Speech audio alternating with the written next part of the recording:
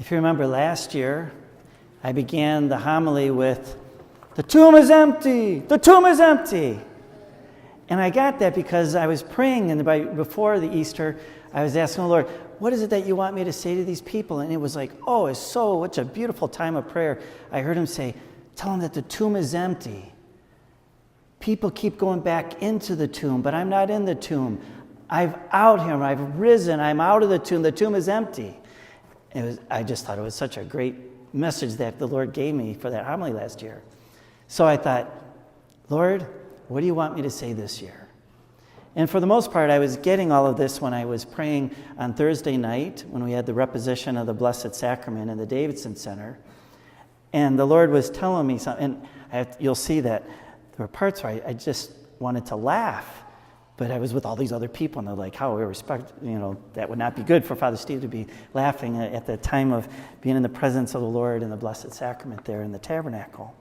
But this is what I said to Jesus. I said, Jesus, and I was writing all this down on my tablet, what would you like me to tell them? And he said, I play the devil as a fool. I play the devil as a fool. And then Jesus started to tell me, and I'm writing this down, and he says, it looked bad, didn't it? It looked like I was the victim. It looked like I was the hunted. It looked like I was the fool, not... That's how the Lord lets me talk with him. The devil played a game. He thought he could win, and I, Jesus, simply laid out the crumbs for him to follow at each step, and the devil couldn't believe that he appeared to be winning. And then Jesus started to do this to me. He says, you should have seen the joy on the face of Satan as he saw me being betrayed and taken by the guards in the Garden of Gethsemane. He loved it. You should have seen the face of Satan while I was mocked, ridiculed, abandoned. Satan was so pleased. He was filled with the joy of unbelief. You should have seen the face of Satan while I was scourged, beaten, crowned with thorns. Looking back at the play-by-play, while he thought he was winning, I was playing him as a fool. And then Jesus said, the best play? Remember when they nailed me on the cross? Satan couldn't believe it and couldn't contain himself in disbelieving excitement, like a kid who couldn't wait for it to be Christmas morning. He was filled with so much excitement, he couldn't believe his eyes, like one of those, and I was writing this down, but as I'm praying, I'm thinking about all these like cartoon characters, like where they're so excited that their eyes go, and all that, jumping up, and it's like, and that's where he was like, the Lord was just telling me, it was that kind of excitement that the evil one was having because he's just seeing this scourging. And here he is on the cross. It says, he was filled with so much excitement, he couldn't believe his eyes, like one of those cartoon characters. Those eyes pop out with joy and his head would explode. He leapt with incredible joy. And I guess I'll add this too. I told this to Father Jake. As I was thinking about, Jesus was trying to tell me about this excitement about the evil one thinks he was winning in that.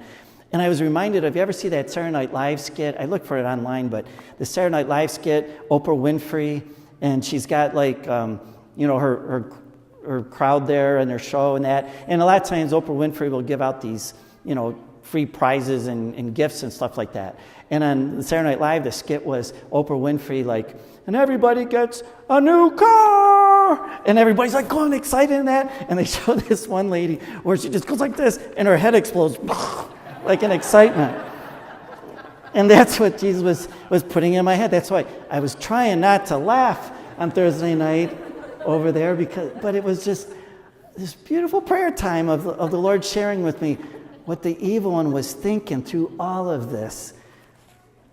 Then, as I was being lifted up on the cross, Satan was like a character intently watching to see what would happen next, like biting his nails, wondering if his plan would actually succeed. Because there it is. He's on the cross. But Satan watched and couldn't believe it. There was the Son of God being crucified. No way! But Satan knew it was not finished. He knew that God was tricky.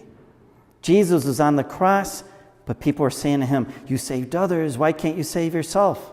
Come down from the cross. They jeered at Jesus. And Satan knew that he had Jesus in the grip of a crucified cross. He thought he was winning, and it looked like he was going to win, but maybe Jesus was bluffing. Maybe Jesus would miraculously come down from the cross avoiding death. Maybe God would send angels to rescue Jesus. The game was not to be won yet until Jesus was dead. And that's where I just pictured the evil one going, okay, I can be excited, but hold on. I'm cautious. Satan wanted him to be dead to win. And then Jesus said, then it happened. Jesus was dead. Satan was beside himself. Death was his weapon in this game.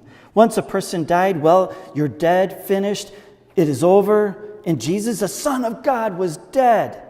And Satan must have felt like a Lions fan if they had won the Super Bowl last year.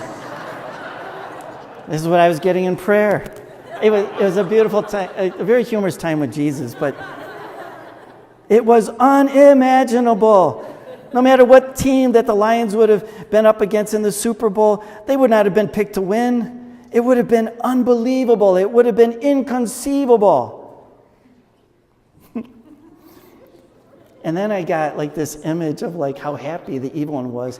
And I wasn't sure if I was going to do this, but it'd be like Satan would be like, now that's not like me to do that in front of people, but that's what I was feeling in this prayer of like, Jesus was trying to show me how he just thought that he was winning through this whole thing. And Jesus was telling me, that's how Satan felt.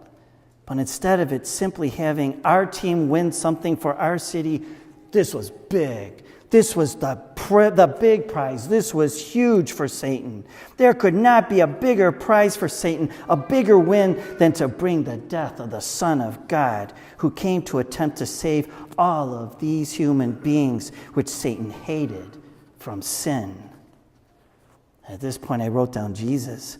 It makes me laugh. The unbelief and ecstatic joy Satan must have felt.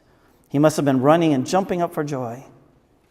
And then Jesus says, but as Satan thought all of his chest-tight moves were being played just right, it would be Jesus who played Satan as a fool.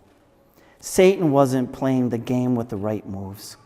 He thought he was, but it was Jesus who was making all of the moves, allowing himself to be led to death. He was not the hunted. He was not the victim. Jesus was not being played. It was Jesus who played every one of those moves that Satan thought he had cleverly made. Jesus was the one playing Satan. It was Jesus who was in control, making every move out of love for us.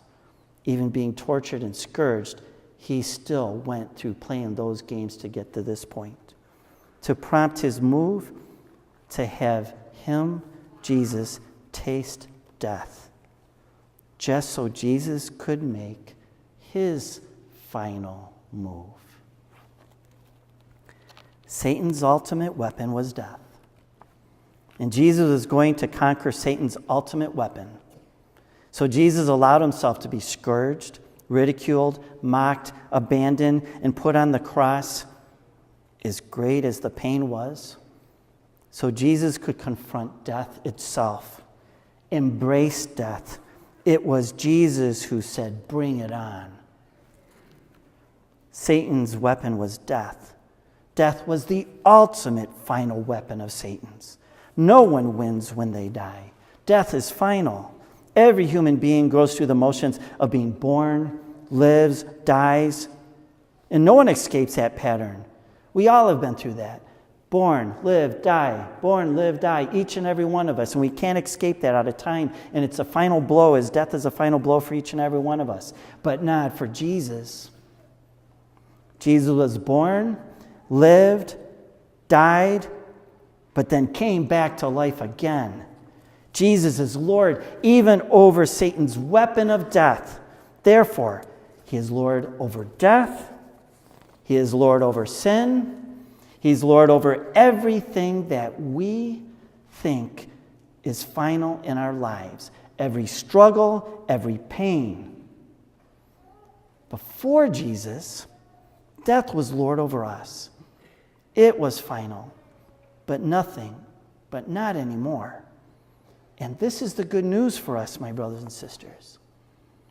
Death is not the final blow for us who are united in Jesus Christ. Death is not the final blow for us who are united in Jesus Christ. Not just at the time of our death, but every struggle that we have throughout our whole life when we unite ourselves with Jesus out of his love. We are not alone, which has been our theme throughout this year. And I hope you picked up the wristbands that we were passing out that says, "You're not alone," to remind yourselves of this moment. We are not alone. In our sinfulness, in our humanity, in our own weakness, Jesus isn't affected by death. He's the victor, Lord, even over death. We are not alone in any struggle we have in life when we unite ourselves with Jesus. When we try to get through our struggles, our pain on our own, we allow ourselves to be alone when we try to do it on our own. We do have free will to turn to him or not. We have free will to pray or not.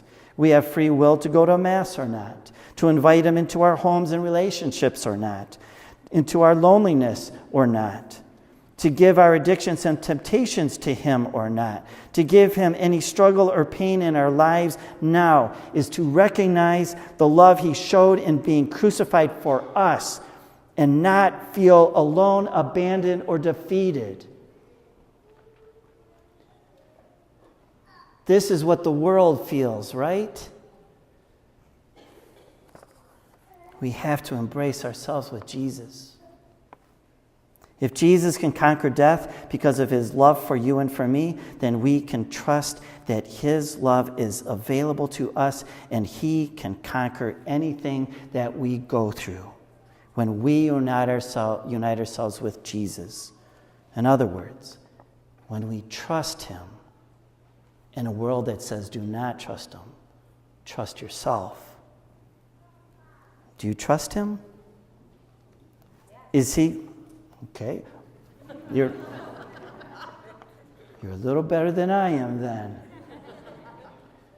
Because there's many areas in my life that I do trust him. But then there's parts where I say, I don't know if I want to trust you with that. And then I'm alone, and I lose.